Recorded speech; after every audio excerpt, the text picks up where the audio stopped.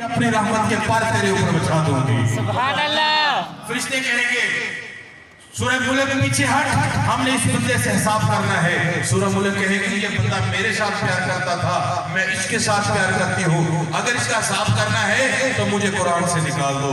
کون ہے جو قرآن سے نکال سکے؟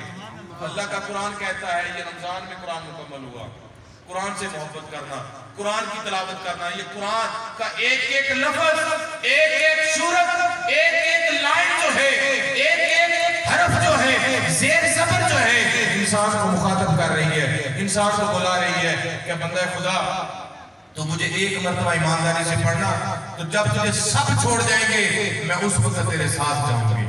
اللہ کی بارگاہ میں دعا کر کے اللہ تعالیٰ ماہ رمضان المبارک عطا کرنے کی توفیق عطا فرمائے، اللہ کے گھروں کو آباد کرنے کی توفیق عطا فرمائے، اپنے بچوں سے پیار کرنے کی توفیق عطا فرمائے، اور یہ جو موذی مرض چل پڑی ہے کرونا کی شکل میں، جس سے بچوں کی تعلیم ضائع ہو رہی ہے، لوگوں کے کاروبار جو ہیں وہ تباہ و برباد ہو رہے ہیں، یا اللہ اگر تیری ہمارے ساتھ ناراضگی ہے اس ماہ رمضان کا صدقہ، اس ماہ مبارک کا صدقہ، مولا ہمارے گناہوں کو معاف فرما، ہمیں اس موذی مرض سے محفوظ فرما۔ اللہ کی بارگاہ میں دعا کرتے ہیں اللہ تعالیٰ ہم سب کو عمل کی توفیق عطا فرمائے۔